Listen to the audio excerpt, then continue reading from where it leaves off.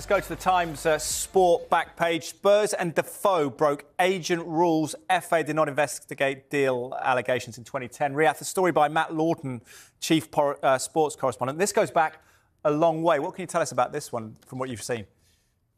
Yeah, it's interesting. I saw this when Matt Lawton broke it earlier today. It sort of, it does go back a way. It goes back to 2008. It was Defoe's move from Portsmouth to Spurs. I think it was about $7.5 million. And the reporting tells us that he's used an unlicensed agent at the time, which is a breach of the rules. We've obviously seen recently that the use of agents, how they're used, that has come under the spotlight recently. It might, as we've seen in the last week, it's been discussed a little bit around Chelsea and Eden Hazard, albeit in a different scenario to this. But I think what's interesting there is they're saying the FA did look at this in 2010. They decided to do nothing, and now, according to Matt Lawton's reporting, they are prepared to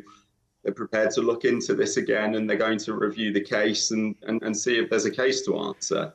Charlie, what's your take on, more broadly, these historic investigations going back a long time in the Premier League? Manchester City facing one that over a decade, 115 allegations. We've talked about that. Of course, Everton, more recent 3-year period. But how complicated is reviewing the past in the Premier League getting? Do we need a statute of limitations on these things?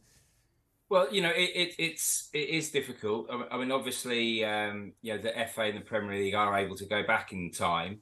That one of the key reason why Manchester City did not suffer real punishment at the hands of UEFA is that UEFA could only go back a certain time, but the Premier League are able to go back as long as they are able, as they want, really, which is why they've got over 100 charges and why it's an incredibly complex case.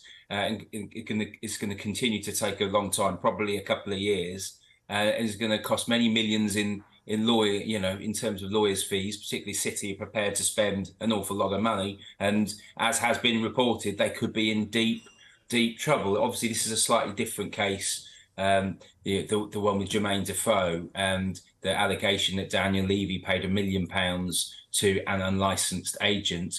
And the FA have looked at this before, and it's gone to a tribunal. So they're very different.